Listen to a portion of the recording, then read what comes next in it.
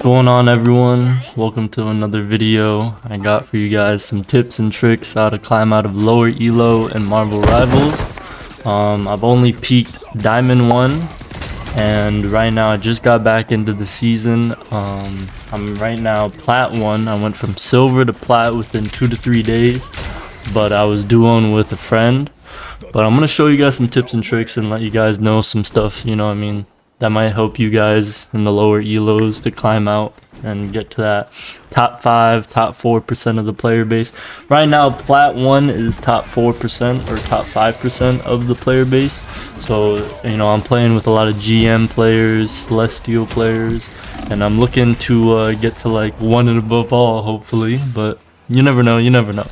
But let's get into the video. So first thing I wanted to get into was the meta team ups for this season.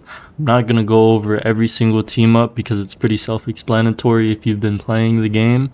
But, you know, I just want to start off with the team ups that are going to help you win games. Team ups are super crucial in winning games. I'm not going to say it's going to guarantee you a win because at the end of the day, it's also skill based. You have to know how to play the character. You have to know how to play the team up well, correct? So, but I want to get into these metas that I have learned will help you win games more. You're going to have a higher percentage win rate with these team ups. First team up meta I wanted to get into was the Gamma Charge team up. We already know of Iron Man and Hulk as a team up, but they added more this season with the Gamma Squid. So in total he has 3 squids when you have this team up. And if you look at here, if you just look at the Gamma Squid that he has, the way it shoots is like a constant laser beam, and it obviously it locks on if you are able to hit your right click spear onto whoever it is. But right now this is a meta you need to be using. It is broken. I mean, I can't believe how many times I have to say in higher ELO they are banning this meta just because of the fact that you don't even have to play Iron Man anymore with Hulk. You can play Namor and Hulk and it is going to win you games, especially in the lower ELOs. In higher ELOs right now, as in Plat 1 that I'm in, I'm seeing that this is consistently getting banned. It's not even going to be allowed to be played sometimes, but whenever it is available, definitely play this. And of course, if you don't know the character, don't play the character in the team up. Spend some time in quick match, you know what I mean, getting used to the player and the team up itself before you get into it. Second meta I wanted to get into here, guys, was the Storming Ignition. Now this was added into the new season. The team up is Human Torch and Storm. It is absolutely broken. I've been abusing this to get from Silver to Plat 1 in just a couple of days. This won me most of my games for sure. Now, why is it absolutely broken, guys? Why? Because of the fact that you can wipe out full enemy teams with just 2 ults. And not only that, but you can get through Cloak ult, you can get through Luna ult, you can get through Rocket, you can get through all the healer ults, bro. This thing is OP, okay? Now, the words I want you to keep in mind when using this is F5 Tornado. Every time you use these ults, you're going to be thinking about that F5 Tornado. Now, what happens here is Human Torch, he adds a flame to Storm's ult, which increases the size of her tornado, does more damage, and it has a longer duration for her tornado. Now, obviously, these are 2 flying characters that you're playing, so you want to keep in mind of banning people like Hela, Spider-Man, maybe Punisher, but I wouldn't recommend it because Punisher is not too bad to deal with. Even with a good Punisher on the enemy team, he's gonna be applying constant pressure, but other than that, like, the only thing you have to worry about is his ult and then also his turret. And obviously if these are your 2 DPSs, then you can get through his turret pretty easily. His ult, I mean, if you combo ult right here with these 2 characters, you can easily kill Punisher in his ult. It's not that much of a problem. I definitely recommend that people who don't play these 2 characters start getting into it. It is broken right now, and in the future I'm gonna assume that they're gonna probably nerf this It is absolutely broken that you can wipe out enemy teams just with these two ults. Third team up I wanted to touch base on a little bit. Now, I don't want to talk about it too much, but it's the Fantastic Four team up. Now, it's really nice because let's say if you have Sue on your team and you have one of these members, they're able to get a shield that generates over time, so you get more shield. It pairs well into the Storming Ignition combo. So sometimes I ask for a Sue on my team if I'm playing the Storming Ignition combo because I get way more survivability with Human Torch. I'm able to get an extra shield ability, and then I already have an ability that helps me get even more shield. So it's really nice survivability team up. But is it super meta? No. But it's just something I wanted to mention. Like, it's new to the season. It's not a horrible thing. It's, you know, it's pretty good. It's decent, right? Another team up I wanted to talk about a little bit was the Mental Projection team up. A lot of people are playing Emma Frost right now, and we have Magneto and Psylocke players as well. So what it is Emma Frost is able to give Magneto and Psylocke a projection that deals damage to enemies as well.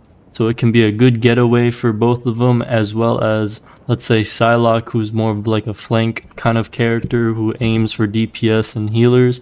She can easily take out a healer and DPS a bit easier, I would say. So she deals double the damage rather than just herself dealing damage.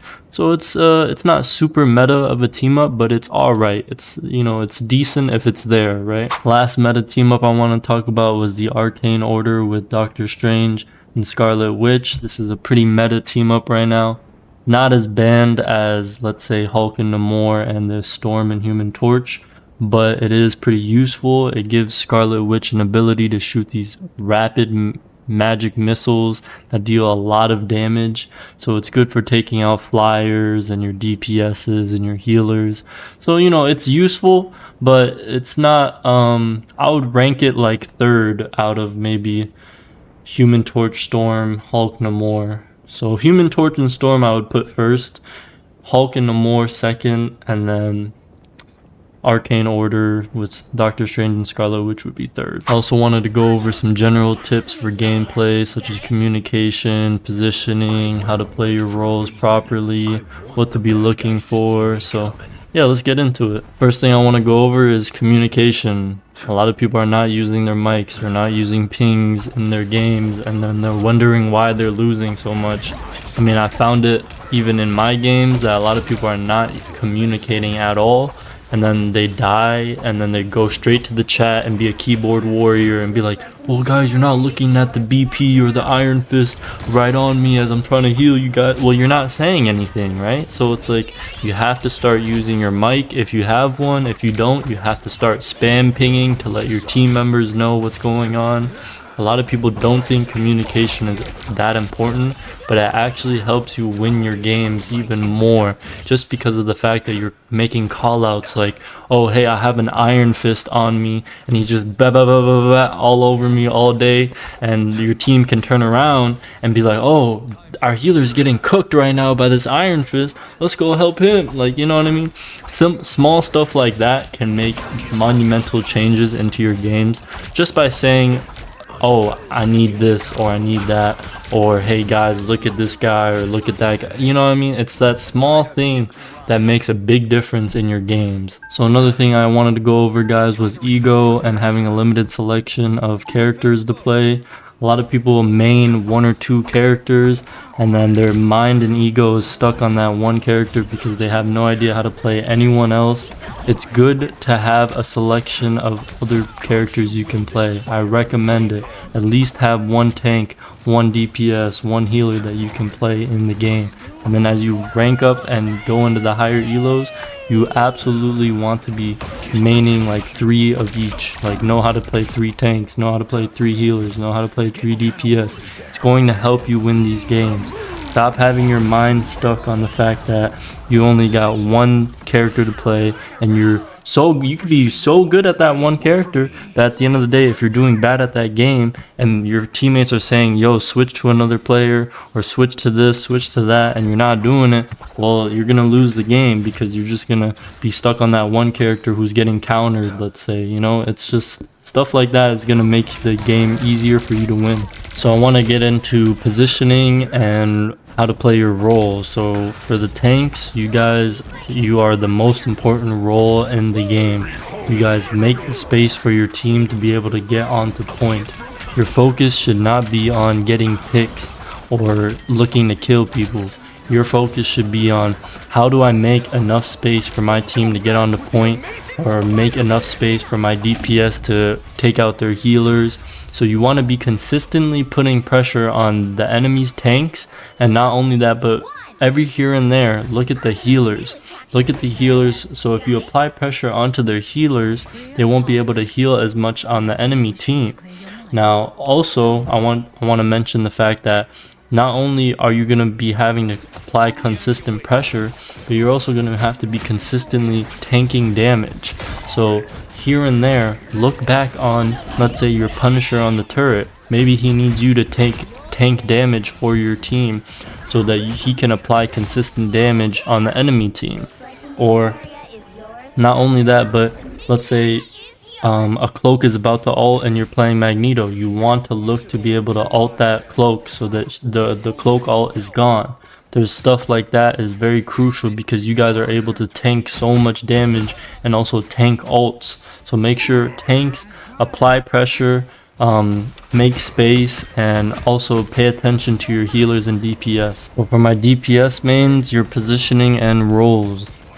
For your positioning, it's going to be dependent on what DPS main you play. So if you're going to be a diver, look to be hiding and flanking and behind the enemy line so you are able to get picks on their healers and DPS.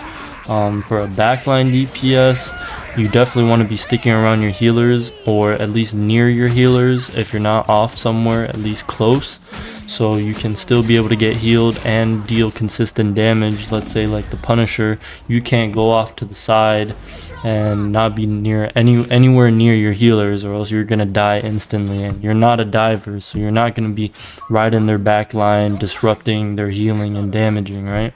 So for DPS, you guys definitely want to be looking to get healer picks and DPS picks as much as possible. That should be your main focus.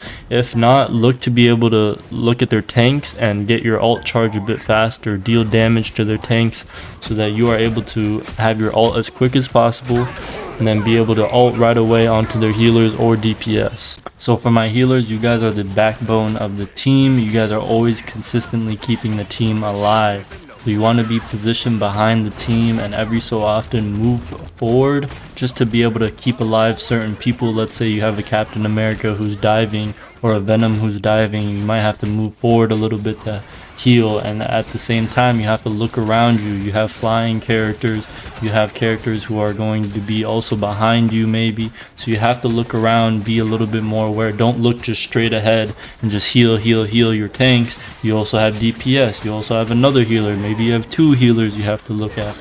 So make sure to look around so you can heal other people rather than just the tanks specifically. And then at the same time, communicate that, you know what I mean, you're getting dove or whatever is going on, like you're getting dived by a tank or you're getting dived by DPS. Sometimes in situations you can't even communicate it and they're dealing with something else or whatever it is, and you have to find a way to be able to get out of it. It's your job as a healer to stay alive so that you can keep your team alive as well. A lot of people don't realize this because they think, oh, like your team has to consistently always look at you to deal with a diver, when it's one diver versus 5 other people in the front line. So no, that's not always the situation where you're always going to have your team being able to help you. Sometimes you have to find a way to get out. Not only that, but make sure to pocket certain people at points when they ult. You have a Punisher, you have Scarlet Witch ult happening. Make sure to pocket them, keep them alive so that they're able to actually pull off their ult, make picks happen, and make plays happen.